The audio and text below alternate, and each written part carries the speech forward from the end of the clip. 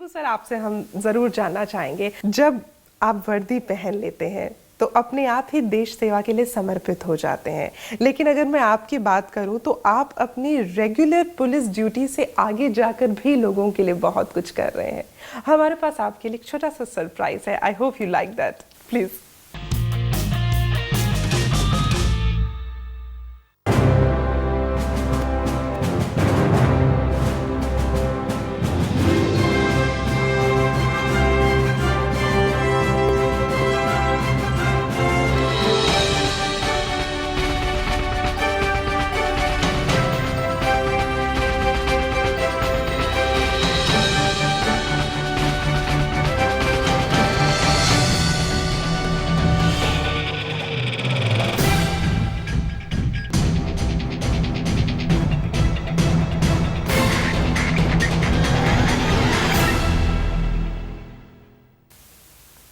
कुछ यादें ताज़ा हो गई आपकी?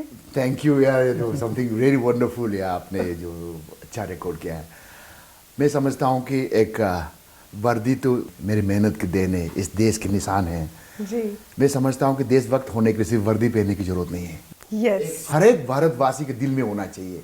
जो भी कर रहे हैं आप उसको दिल लगा के करें। बिजनेस तो करेंगे ही करेंगे, लेकिन बिजनेस के साथ में अपना एक देश इंटीग्रेशन होना बहुत जरूरी है। सर, आप मुझे एक बात बताएं, हम जब रेगुलर पुलिसिंग जॉब की बात करते हैं, it is so difficult, you are always on the toes 24/7। उसके बावजूद क्या आपके पास कोई अलग से 25वां घंटा भी है जिसमें आप काम करते हैं इस तरह से? मैं समझता हूँ कि एक जो पुलिस अफसर है वो सिर्फ पुलिस अफसर कानून रखवाला ही नहीं, वो एक मैं समझता हूँ कि एक सोशल सर्विस एक ओरिएंटेड जॉब है। लोगों को सेवा करना चाहिए। जैसे हमने ब्लड बैंक नोटिस वालों के लिए खोला है, all India institute medical science के साथ मिलके, और जितना भी नोटिस वाले जो आएगा वहाँ एवरी संडे ब्लड डोनेट करते हैं। और जिनको जो जो जो नॉन गवर्नमेंटल सर्विस में जो काम करते हैं, दिल्ली में इमरजेंसी में ब्लड की जरूरत है, हम उनको मुआयना कराते 24 घंटे। दिल्ली एनसीआर रीजन में कोई आदमी नोटिस से अगर गरीब आदमी मर जाते हैं तो उनका शरीर को नोटिस तक पहुँचाना मुश्किल हो जाता है। उसको हम विद रिस्पेक्ट उनको, अगर ईसाई है तो ग्रेवयार्ड में बरी करते हैं, हिंदू है तो पंजाबी बाग जो क्रेमेटोरियम में उनको अंतिम संस्कार कर देते हैं, अगर मुसलमान है तो कब्रिस्तान में हम दफन कर देते हैं। हम एक अच्छा ग्रुप बना हुआ है हेल्पिंग हैंड NGO करके, उसमें IAS भी, IPS भी, सुप्रीम कोर्ट लॉयर भी, इनकम टैक्स ऑफिसर भी, सारे मिल करके, ताकि जो हमसे बन सकता है, हम जो ग्रुप से हमसे बन सकता है पूरी कोशिश कर रहे हैं। जैसे कि मैं देख सकती थी कि आप सेल्फ डिफेंस की जो ट्रेनिंग है बच्चियों के लिए, उस पर बहुत ज्यादा काम कर रहे हैं। ये कैसे शुरू हुआ आपकी लाइफ में? मैं समझता हूँ कि एक आत्मविश्वास, सेल्फ रिलायंस, और self reliance psychologically, physically and mentally, जिनको जैसा अभी मैं आपको बताना खुशी होती है कि मेरी बेटी दिल्ली चैंपियन है, नेशनल में भी मेडल मिला है।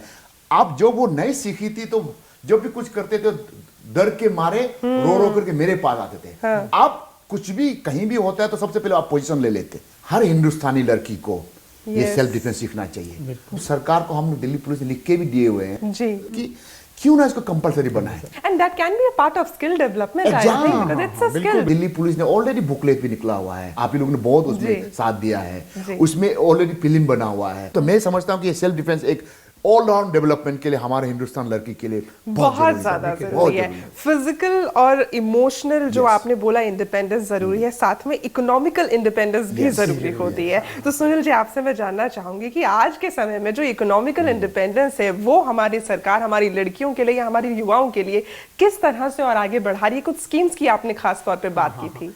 मैं एक और स्कीम बताना चाहूंगा जो नॉर्थ ईस्ट के लिए खास तौर पे है। वुड क्राफ्ट बहुत करते हैं वहाँ पे, और आर्टिजन बहुत हैं वहाँ पे जो कि हैंडीक्राफ्ट बहुत करते हैं। तो इनके लिए गवर्नमेंट की एक स्कीम है MSME मिनिस्ट्री की, कि यदि मान लीजिए आप 50-500 आर्टिजन मिल जाते हैं, तो आप 3 तरह के क्लस्टर बनते हैं, मिनी क्लस्टर, मेजर क्लस्टर और हेरिटेज क्लस्टर। ओके। तो मिनी क्लस्टर के लिए 500 आर्टिजन चाहिए होते हैं, मेजर के लिए 1000 चाहिए होते हैं, और हेरिटेज के लिए 2500 आर्टिजन चाहिए होते हैं। ओके। अगर हम नॉर्थ ईस्ट की बात करें तो ये आर्टिजन की संख्या 50% कर देते हैं। मतलब अगर नॉर्थ ईस्ट वाले लोग होंगे तो मिनी 250 आर्टिजन बना लेंगे, तो उनको गवर्नमेंट से 1.5 करोड़ की सहायता मिल जाएगी। 500 मिल जाएंगे तो 3 करोड़ की। ब्यूटीफुल। और अगर 1200 मिल जाएंगे जो कि हेरिटेज क्लस्टर है तो 8 करोड़ की सहायता मिलती है। ये खास स्कीम है जी। एक और स्कीम है नॉर्थ ईस्ट के लिए, जो स्पाइसेस होते हैं, उनकी यदि आप प्रोसेसिंग करते हैं तो उसमें सरकार आपको एक मेजर सब्सिडी देती है जी। 33% की, कि जो भी प्रोसेसिंग कॉस्ट आएगी उसकी 1/3 कॉस्ट सरकार बियर करेगी। जी। एक मैं और बताना चाहूंगा, जी। नॉर्थ ईस्ट के दूर दराज के गांव में बैठे हैं जिनके पास कुछ कला है, जो आर्टिजन है, अपना कोई ना कोई वुड कार्विंग करते हैं, कुछ और काम करते हैं, उनके लिए एक बहुत बड़ी सुविधा है कि जब भी हमारे यहाँ एग्जीबिशन लगती है और एमएसएमई की एग्जीबिशन में वो अगर अपना स्टॉल लगाना चाहते हैं तो उनको बाय एयर आने जाने का इकोनॉमी का फेयर 100% रीइंबर्समेंट होता है। ओके। और पूरा का पूरा किराया जो उस स्टॉल को लगाने में मिलता है वो भी सरकार देती है। तो इस योजना का मुझे लगता है उन्हें जरूर फायदा उठाना चाहिए। I think apart from the invest पैसा देने के अपार्ट फ्रॉम दैट कि ये जो चीज जो है ना कहाँ सेल करना है, marketability. But I think there are some platforms. टी की बात करें तो पूरे देश में जितनी टी पैदा होती है उसकी 50% से ज्यादा नॉर्थ ईस्ट में पैदा होती है। बिल्कुल। तो यदि मान लीजिए उसकी मार्केटिंग करना चाहें तो 2 पोर्टल हैं गवर्नमेंट के, एक B2B के लिए, एक B2C के लिए। ओके। यदि वो किसी बिजनेसमैन को अपना देना चाहता है, दुकानों को देना चाहता है होलसेल पे, होलसेल में, या वो कंज्यूमर को देना चाहता है तो कंज्यूमर को रिटेल में दे सकते हैं। एक गवर्नमेंट की वेबसाइट है msmemart.com, ओके, जिसमें गवर्नमेंट ये भी आइडेंटिफाई करके बताती है कि आपकी कहाँ बिकेगी, कैसे बिकेगी, किस रेट पे बिकेगी। प्राइवेट बहुत सारे प्लेटफॉर्म है बट वो फ्री है, वो फ्री है, जिसमें कि कमीशन सरकार नहीं लेती। मैं एक बात और बताना चाहूंगा, नॉर्थ ईस्ट का 98% बॉर्डर जी विदेशों में लगता है, जैसे कि बांग्लादेश में लगता है, भूटान में लगता है, export is much easier than China में लगता है। तो हमें देखना चाहिए उसको एक रूट के रूप में। बिल्कुल, तो यदि इन स्टेट को हम प्रयोग करेंगे वहां के एक्सपोर्ट करने के लिए, मतलब उन जो छोटी ये कंट्री हैं जो चारों मैंने बताई हैं, इनकी पूरी सप्लाई हमारे देश से हो सकती है। यस। इसमें मैं 2 चीज जोड़ना चाहूंगा। नंबर 1 जो आपने बहुत अच्छा कही है, आई थिंक मुझे भी नहीं मालूम था, मैं रिक्वेस्ट करूंगा आप बिग बिजनेस आइडिया से जितना भी जो आपने जो बताया है आगे डॉक्यूमेंट करके हमारा नोटिस वालों के लिए। चलिए सर, आज बिग बिजनेस आइडियाज के मंच पे हम आपको ये प्रॉमिस कर रहे हैं कि ऐसा एक बुकलेट हम जरूर निकालने वाले हैं, investment opportunities for north east. दूसरा, असम वाला तो बिल्कुल वो तो मोर लाइक बाकी हिंदुस्तान जैसा है, बाकी में पहाड़ों में रहते हैं, उनको साथ main that is the challenge I feel for हमारा देश के। मैं यहाँ बात जरूर ऐड करना चाहूंगा, जो हमारे नॉर्थ ईस्ट J&K ये स्टेट का जो युवा है, इसके पास बहुत टैलेंट है। यदि इसको भी हमने मेन पूल में ले आए और मेन स्ट्रीम में ले आए तो हमारी जीडीपी की ग्रोथ भी ज्यादा होगी, देश की ग्रोथ भी ज्यादा होगी, और जो हमारा युवा है उसको एक डायरेक्शन मिलेगी। एक बात बता आप बोलेंगे, जी सर, अगर नॉर्थ ईस्ट में इतना खेल कूद में हम खून में हमारा खेल कूद में है, मैं समझता हूं कि अगर इसको स्पोर्ट्स का जितना एकेडमी वही कर दो, फुटबॉल हो, वॉलीबॉल हो, कराटी हो, जो भी हो, आई थिंक एक बहुत एक अच्छा है कि इसको भी जो है ना अगर मेडल की संख्या बढ़ बड़ा हो सकता है, और इसको भी एक बहुत अच्छा एक बिजनेस की तौर ऑलरेडी बिजनेस इन्वेस्ट करें, वहीं पे चला है, सिर्फ ओलंपिक के समय में ना कराएं, पूरे साल चलेगा, पूरे साल में नहीं, नो अभी से business opportunity exactly. And I think कौन अपने घर से अपनी भूमि से दूर जाके काम करना चाहते हैं, सब अपनी जगह पर रहना चाहते हैं, बस जरूरत है कि उन्हें जिस इंफ्रास्ट्रक्चर की या जिन चीजों की जरूरत है वो उन्हें वहीं पर मिल जाए। आप सभी से भी हम लोग यही गुजारिश करना चाहेंगे कि हमारा देश एक है, फिर चाहे हम नॉर्थ ईस्ट इंडिया की बात करें, चाहे हम साउथ इंडिया की बात करें, चाहे हम J&K की बात करें या हम दूर गुजरात की बात करें, लेकिन हम सभी को ये समझना ज़रूरी है कि हम सभी की रगों में एक ही लहू है और उस लहू का रंग सिर्फ हमारे देश का नाम पुकारता है। On that note we are going to take a break के बाद हम जवाब देंगे उन सवालों के जो आपने हम तक पहुँचाए हैं। Stay tuned.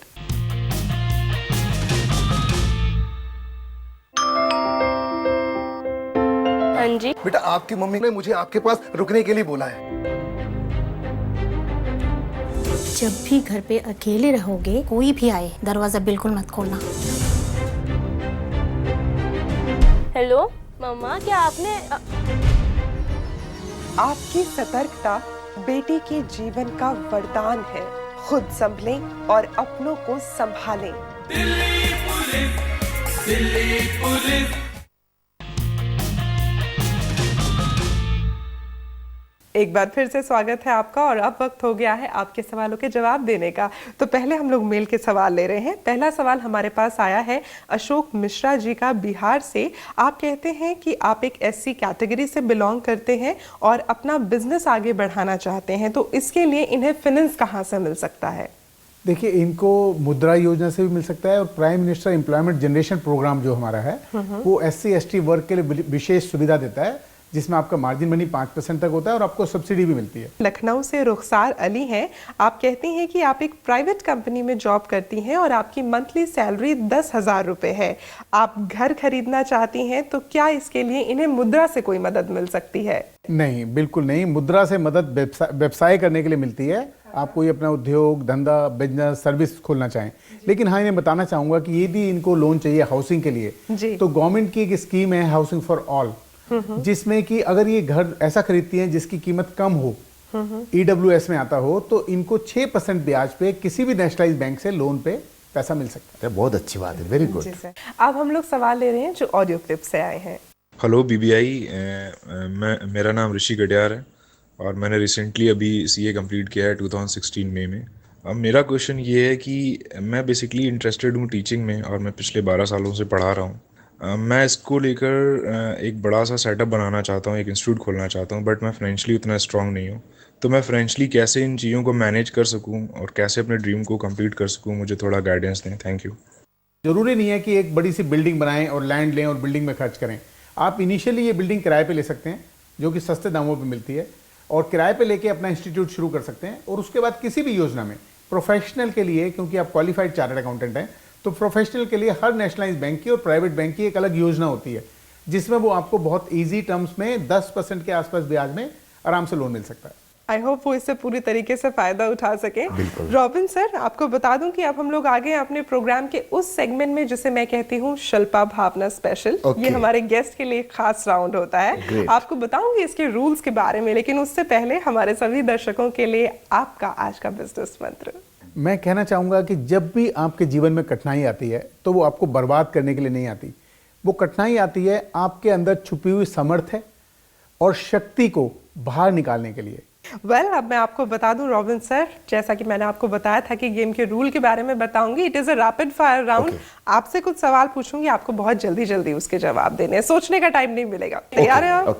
राइट। चलिए, पहला सवाल, सोशल मीडिया के जरिए आप किसी की मदद कर सकते हैं, हाँ या ना? बहुत बड़ा हाँ। देश के नागरिक पुलिसिंग में मदद नहीं कर सकते? बहुत कर सकती है। पुलिस न केवल अपराधी को पकड़ती है, बल्कि उन्हें कमाने का सही रास्ता भी दिखाती है। बिल्कुल बिल्कुल, ईमानदारी दिखाती है, ऐसा होता है? ईमानदारी से।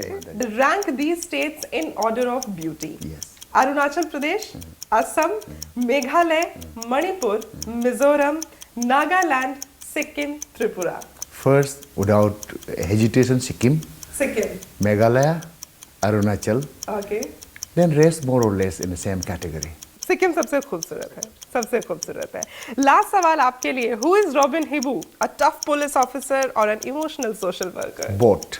जहाँ पे टफ होना है, चाहे कुछ भी हो जाए, टफ होता हूँ। और जहाँ पे इमोशनल होना है, मुझे मालूम कहाँ इमोशनल, कहाँ पे लोगों को मदद करना, इमोशनल होना है। यस, बहुत डिफिकल्ट है, बट आई बिलीव इंसान को जो अपने कर्मण्य बरी करस्ते महाफले सुखदाचन, अपना जो कर्म की बात आता है, कोई इसमें कहीं पीछे नहीं।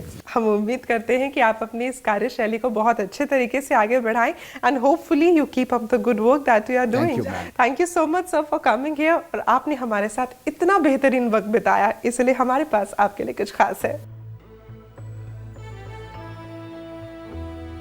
Thank you so much for coming. Thank you so much for a wonderful gift. Thank you so much sir.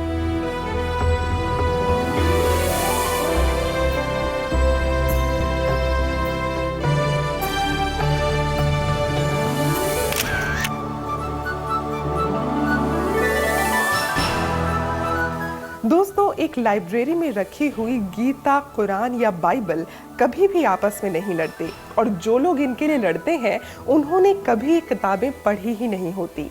इसीलिए हम कहते हैं कि याद रखिए, एकता के बिना जनशक्ति कोई शक्ति नहीं होती। इसीलिए हम सभी को चाहिए कि हम एक बन के रहें, नेक बन के रहें, ताकि हम सभी लोग अनेक हो सके। आज के लिए शिल्पा भावना को दीजिए इजाजत, अगली बार फिर होगी आपसे मुलाकात। Thank you so much. जय हिंद।